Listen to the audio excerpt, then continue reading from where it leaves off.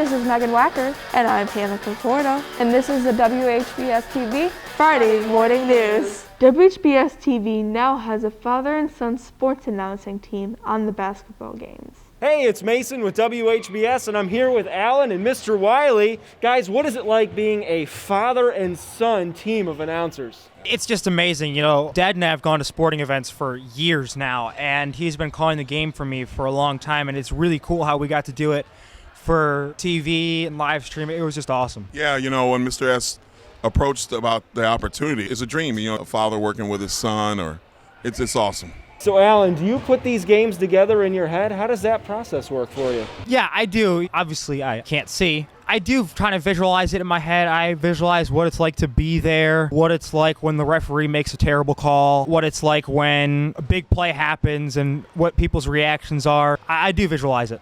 Do you feel it when like, so you go off of the sound? Because I'm curious as well, because a lot of times you'll say, well, they're in this type of defense or they're doing this, and I'm like, how in the world does he know that? Because I just hear like people say, oh, there's a pressure, or they're lining up in the zone, so I just kind of assume that that's kind of what they do. Bay with the steal. Payne with the drive, and he got it. Yeah, great job there by Haney and Bay there. Getting a nice steal, getting a nice transition layup. That's exactly what you need to do. Drive to the basket, wear the team down. So, Mr. Wylie, how did you get into announcing in the first place?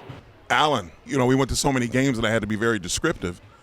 And then my wife saw on Facebook one day, she's like, they need a PA announcer for a football game. And I'm like, oh, okay. And then Allan said, what do you mean? Do it. Not over yet. And you're right, Allan. Here comes the pressure. And he walked. That pressure caused him to walk. Yeah, that might have been the break that Westlake needed. Now they can get to a one-possession game. Wow, so Allan inspires you, and Allan, are you inspired by your dad? How did you get into it? I would listen to sports ever since I was 2 or 3. I'd listen to Cavs games, Indians games. When I was about 8 or 9, I really started to pay attention to football, basketball, just sports like that. When Allan was like 11 or 12, he started to break down the games. And I remember we went to a MAC championship, and he was breaking down the game, and the gentleman behind me was like, is he blind? And I said, yeah. And he was like, you got to be kidding me. So at that point, we were going back and forth, and then that was it. The chemistry just stuck. And right there, Ostrowski letting it rip from 3, and he's showing you why he has double figures every game. And we got a steal. Grayson poked it down low to Osapinte. That's money. Osapinte, a transfer from another school. Nice job getting down low, giving Bay a taste of their own medicine. So the fact that you guys are a father-son duo, how does that aid in the chemistry? I'm a big sports fan, but I don't have enough the knowledge that Allan has.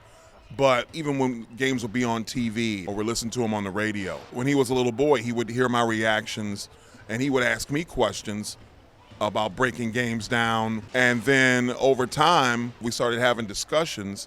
So being in the house together, and that father-son chemistry was there. I think it just started when he was a little guy. What do you think, Al? It really does help us. We're not stumbling over each other's words. One of us talks, and then it's just boom, the other one talks. And I think that really works out when we've gone to so many games together that it's kind of just instinctive. I had a chance to speak to Ray Ellington, who was voted Ohio Max Preps Athlete of the Week. Who nominated you for this award? Max Preps nominated me. How many votes did you get? I ended up getting 150,000 votes. And how did you feel about that? Honestly, I felt great about it when I first found out. Yeah, it was a cool experience to win Player of the Week. I never thought I would win it.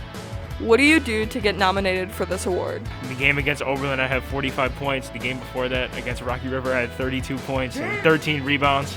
And against Firelands, I had 25 points and 5 rebounds, so I just got nominated for Player of the Week for that. Girls basketball is 3-4, boys basketball is 8-2, girls bowling is 6-3, and hockey is 6-6. The Demon Drama Club is looking for actors, singers, dancers, and movers to audition for the spring musical Chicago. Auditions will be held January 18th through 20th in the choir room. The audition music packets and sign-up directions are located in the PAC. Pick up yours today. See Mrs. Butler or Mr. Warnke with any questions. Have you ever felt that your best foreign language is the language of technology? If you have, then check out Ethan Skoronsky's narrative on the importance of computer languages to him on greenandwhite.org, official student news site of Westlake High School. Last episode's controversial question was, Christmas trees, should they be real or fake? The answer, according to you, is fake, 46 to 54%.